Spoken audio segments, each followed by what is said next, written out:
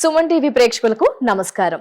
మార్చి 3న హోలీ జరుపుకోవాలా, 4న జరుపుకోవాలా, మరి మార్చి 3న చంద్రగ్రహణం ఏర్పడుతుంది. ఈ సందిగ్ధంలో అయితే మనమంతా ఉన్నాం కదండి. ఓ వివరణ, ఓ క్లారిటీ ఇవ్వడానికి ప్రస్తుతం మనతో పాటు ఉన్నారు ప్రముఖ జ్యోతిష్యులు, సంకల్ప మందిర్ నిర్వాహకులు బ్రహ్మశ్రీ నందిబట్ల శ్రీహరి శర్మ గురువు గారు. వారితో మాట్లాడి క్లారిటీకి వచ్చేద్దాం. గురువు గారు నమస్కారం. గురువు గారు, వాగర్థావివ సంపృక్తౌ వాగర్థ ప్రతిపత్తయే జగతః పితరౌ వందే పార్వతీ పరమేశ్వరౌ.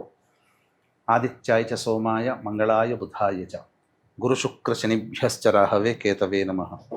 శృంగేరి జగద్గురు పీఠాధిపతులకి, కంచి పీఠాధిపతులకి నమస్కారములు తెలియచేసుకుంటూ కార్యక్రమాన్ని ప్రారంభిద్దాం. గురుగారు, మరి హోలీ పండుగ అసలు శాస్త్రం ఏం చెప్తుంది? అసలు ఏమైనా కథ ఉందా? అండ్ హోలీ 3న జరుపుకోవాలా, 4న జరుపుకోవాలా? కాముని దహనం అంటూ ఉంటారు. ఇదంతా కూడా నేటి తరానికి కావాలి గురుగారు, మీ ద్వారా వినాలి అనుకుంటున్నాము. మరి చంద్రగ్రహణం కూడా వస్తుంది. ఏ సమయాన, ఏ రోజున చేసుకోవాలి? ఒక పూర్తి వివరణ, క్లారిటీ ఇవ్వరా గురువు గారు? తప్పకుండానమ్మా. అసలు ఈ యొక్క హోలీ పండుగ అనేటువంటి యొక్క విశిష్టత, దాని గురించి తెలుసుకునే మొదలు అహోరాత్రాలు అనేటువంటి తెలుసుకోవాలమ్మా. అహోరాత్రంలోనంటే రాత్రిపూట మాత్రమే జరుపుకునేటువంటి పండుగలు 4. ఏంటేంటి గురువు? మహాశివరాత్రి, 2 పాల్గొన పౌర్ణమి, కామదహనం అని అంటారు, హోలీ పండుగ జరుపుకునేటువంటి రోజు. తర్వాత జన్మాష్టమి, శ్రీకృష్ణుడి జన్మాష్టమి, దీపావళి. ఇవన్నీ కూడా 4 కూడా రాత్రిపూట జరుపుకుంటారు. అంటే ఎందుకు ఈ యొక్క కామదహనము అంటే, తారకాసుర సంహారానికి సంబంధించి రాక్షసుడైనటువంటి తారకాసురుడు పొందిన వరము పరమేశ్వరుడికి సంతానం వల్ల నాకు మరణం కలగాలి అని. ఎందుకంటే పరమేశ్వరుడికి భార్య సతీదేవి మరణించిన పిదప వియోగం చెందినవాడే పరమేశ్వరుడు తపస్సు చేసుకుంటాడు. మళ్ళీ ఆమె పార్వతిగా జన్మిస్తుంది. రాక్షస సంహారం కోసం మళ్ళీ పార్వతిని పరిణయం ఆడాలి, తద్వారా సంతానాన్ని పొందాలి. కాబట్టి మన్మధుడిని దేవతలందరూ ప్రార్థిస్తే అప్పుడు మన్మధుడు అతని తపో దీక్షను భగ్నం చేయడం, ఎదురుగా అమ్మవారు కనబడడం, అతను కాస్త చలితుడవ్వడం, అమ్మవారిని వివాహం చేసుకోవడం జరిగిపోయాయి. కానీ ఈ పరిణామ క్రమంలో నా తపోదీక్షను ఎవరు చెడగొట్టారని చెప్పి చూసినప్పుడు మన్మధుడని తెలుస్తుంది. క్రోధాగ్నితో మన్మధుడిని దహనం చేస్తాడు. కాబట్టి కాముడు అనగా కోరిక, కాముడు అంటే ఎవరు? కోరికే కదా మన్మధుడిది. ఆ కోరిక మరణించిన రోజు కాబట్టి కామదహనం అనేటువంటిది జరుపుకుంటారు. ఇంకొక వృత్తాంతము, పరమనిష్ఠాగరిష్ఠు భాగవతోత్తముడైనటువంటి ప్రహ్లాదుడిని చంపడానికి తండ్రి అయిన హిరణ్యకశిపుడు అనేక ప్రయత్నాలు చేసి ఓడిపోతాడు. తన అన్న పడుతున్న వేదనని చూసి హోళిక అనే చెల్లెలు రాక్షసి నేను సంహరిస్తానన్నాయని చెప్పి మొత్తం చితిమంట పేర్చుకొని ప్రహ్లాదుని ఒళ్ళో పెట్టుకొని ఆ చితిమంటల్లో దూకుతుంది. తనకు ఒక గొప్ప వరం ఉంది, మా మంటల్లో కూడా నాకు మరణం ఉండదు అని చెప్పి. కానీ విష్ణు తేజ ప్రభావం వలన ఆ మంటల్లో మాడి మసైపోతుంది. ప్రహ్లాదుడు పూల మించి నడుచుకున్నట్టుగా నడుచుకుంటూ వచ్చేస్తాడు. సో చిన్న పిల్లల్ని పట్టి పీడించే రాక్షసిని సంహరించినటువంటి రోజు కాబట్టి ఈ రోజున అనగా కామదహనం అనే రోజున అనేక భోగి మంటల్లాగానే అనేకమైనటువంటి కలప దుంపలు, ఆ చెక్క ముక్కలు అన్నీ వేసి రాక్షసి చనిపోయిందనే ఉద్దేశంతో కేరింతలు కొడుతూ తిట్లు తిడుతూ కామదహనం అనేటువంటిది చేస్తారు. ఈ రోజుకు ఒక గొప్ప విశేషం ఉందమ్మా. ఏంటనంటే, పరమేశ్వరుని చెంత ఉన్నటువంటి అమ్మవారు అలకభూని భూలోకానికి వస్తుంది. మళ్ళీ తిరిగి పరమేశ్వరుని పొందాలనే ఉద్దేశంతో మామిడి చెట్టు కింద పరమేశ్వరుని స్థాపించుకొని నిత్యము పూజ చేస్తూ పరమేశ్వరుని కోసం బాగా ఆర్ద్రమైన హృదయంతో తపస్సు చేసినట్టు కారణం మెచ్చినటువంటి స్వామి వివాహం చేసుకుంటాడు. ఇదే ఈ పాల్గొన పౌర్ణమి రోజున మీనాక్షీదేవి ఏకాంబరేశ్వరుడు అనగా సుందరేశ్వరుడు వివాహం జరుపుకుంటారు. కాబట్టి వీక్షించేటువంటి మన సుమన్ టీవీ ప్రేక్షకుల్లో ఎవరైతే దాంపత్య సమస్యలతో బాధపడుతుంటారో, ఎవరైతే ఈ సంబంధించినటువంటి వివాహ సమస్యలతో అబ్బాయిలు అమ్మాయిలు బాధపడుతుంటారో, ఈ రోజున మీనాక్షి సుందరేశ్వరు అంటే శివపార్వతుల కళ్యాణం ఎవరైతే చేస్తారో వాళ్ళకి అనతి కాలంలోనే దాంపత్య సమస్యలు తొలగిపోతాయి, వివాహము నిశ్చయం అవుతుంది. ఇది ఎప్పుడు చేయాలి? 2వ తారీఖు రోజున చేయాలి.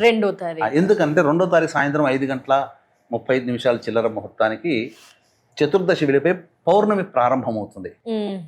కాబట్టి ఈ కామదహనము కానీ హోళికోత్సవము కానీ 2వ తారీఖు రోజున జరుపుకోవాలి. ఈ కళ్యాణం కూడా 2వ తారీఖు సాయంకాలం ప్రదోషకాల సమయంలో చేయాలి. అయితే హోళీ పండుగ ఎప్పుడు జరుపుకోవాలి? చంద్రగ్రహణం వస్తుందా. అవును, 3వ అంటే ఈ తారీఖు. చంద్రగ్రహణం సింహరాశిలో ఏర్పడుతుంది కాబట్టి ప్రధానంగా ఈ గ్రహణ సందర్భంగా గ్రహణ వేధ చంద్రగ్రహణానికి మాత్రం 3 జాముల ముందర కాబట్టి ఉదయం 9:19 నుంచి గ్రహణ శూల అనేటువంటిది ప్రారంభమవుతుంది. ఈ కారణం చేత ఈ రోజు జరుపుకోకూడదని కొంతమంది సిద్ధాంతకర్తలు 4వ తారీఖు రోజున హోళీ పండుగ జరుపుకోవాలి అని. కొంతమంది అభిప్రాయం ప్రకారం ఏంటంటే 3వ తారీఖునే పౌర్ణమి ఉంది కాబట్టి పౌర్ణమి రోజునే జరుపుకోవాలి కాబట్టి 3వ తారీఖున జరుపుకుంటారు. కాబట్టి మన ప్రాంతంలో 3వ తారీఖు రోజున జరుపుకుంటారు. కొంత ప్రాంతంలో అనగా ఈ యొక్క సంబంధించినటువంటి నిరయన సిద్ధాంతాన్ని పాటించే వారి ప్రాంతంలో 4వ తారీఖు రోజున జరుపుకుంటారు.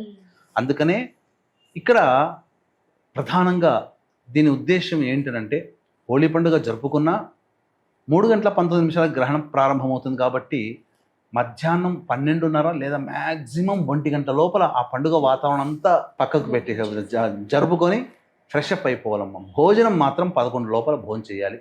అలాగే దీన్ని దృష్టిలో పెట్టుకునే ఈ యొక్క సింహరాశిలో ఏర్పడుతున్నటువంటి కారణం చేత మేషరాశి, వృషభ రాశి, కర్కాటక రాశి, సింహరాశి, కన్యా రాశి, ధనుస్సు రాశి, మకర రాశి, కుంభరాశిలో జన్మించిన వారికి దోషప్రదము.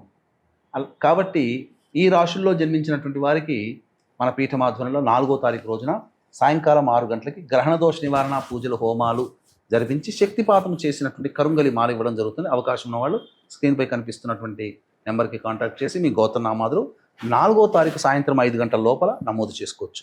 తక్కినటువంటి మీనరాశి, మిథున రాశి, తులారాశి, వృశ్చిక రాశి వారికి మాత్రం శుభప్రదంగా చెప్పబడి ఉంది. కాబట్టి ఏతావాత మనం 3వ తారీఖు రోజున పండుగ జరుపుకునేటట్టయితే మధ్యాహ్నం 12:30 1 గంటల లోపల ఈ పండుగ వాతావరణం కంప్లీట్ చేసుకోవాలి. 3 గంటలకి ప్రారంభమవుతుంది. కాబట్టి శిష్టాచారులు, సాంప్రదాయవాదులు, ఉపాసనాపరులు 3:19 నుంచి సాయంత్రం 6:47 వరకు కూడా చక్కగా ఇష్టదేవత ఆరాధన, గురువుగారు ఇచ్చిన మంత్రోపదేశము అవన్నీ పఠిస్తే చాలా ఇబ్బందులు అనేటువంటివి తొలగిపోతాయి. దైవ బలం పెరుగుతుంది. ఈ ఏ రాశులు అయితే బాగోలేవని చెప్పానో మేషరాశి, వృషభ రాశి, కర్కాటకము, సింహము, కన్య, ధనుస్సు, మకర, కుంభరాశిలో జన్మించినటువంటి వారికి బాగోలేదు కదా, అటువంటి వాళ్ళు దేవతారాధన చేస్తే ఇబ్బందులు కలుగుతాయన్న కదా, ఆ ఇబ్బందులు కూడా తొలగిపోతాయేమో, వాళ్ళు శుభవంతులు అవుతారు. ఇది కాబట్టి చక్కగా దానం కార్యక్రమం ఈ రాశిలో జన్మించినటువంటి వాళ్ళు వెండి సర్పబింబము, చంద్రబింబము తయారు చేయించుకొని చిన్నపాటిది, అలాగే కంచు పాత్ర నిండా ఆవునేతి వేసి ఆ యొక్క బింబములు వేసి దాంట్లో ముఖాన్ని చూసుకొని తమ బింబాన్ని చూసుకొని ఉలువలు, బియ్యము, గోధుమలు, మినుములు వాటికి శక్తి కొద్ది వాళ్ళకున్న శక్తి మేర బ్రాహ్మడికి దానం చేసి కంచు పాత్రతో సహా దానం చేసి వచ్చిన, లేదా ఆ కంచు పాత్రలో ఉన్నటువంటిది బ్రాహ్మడు ఆవునేతితో మన మొహాన్ని చూసినటువంటి ఆవునేతితో ఉన్నటువంటి దాన్ని తీసుకోలేకపోతే ఆ కంచు పాత్ర కానీ లేకపోతే మట్టి పాత్రలో అయినా కానీ చేయవచ్చు. చేసి ఆ మొహాన్ని చూసినటువంటి దాన్ని అదే విధంగా దేవాలయంలోని రావి చెట్టు దగ్గరనైనా లేదా దీపారాధన చేసే చోటనైనా కానీ దీపారాధన చేసి వస్తే సరిపోతుంది. ఆ దోషంతో మరునాడు చేయాలా గురుగారు? ఇదంతా 4వ తారీఖు రోజున చేయాలమ్మా. ధన్యవాదాలు గురుగారు. హోలీ ఏ రోజు చేసుకోవాలి అనే సందిగ్ధంలో మేమంతా ఉన్నాము, బట్ వివరణ తెలియచేశారు. దానికి ఉన్న అర్థం ఏంటి తెలియచేసి చాలా చక్కగా వివరించినందుకు ధన్యవాదాలు గురువు గారు. నమస్కారం. సర్వం శ్రీ ఉమామహేశ్వర పరబ్రహ్మార్పణమస్తు.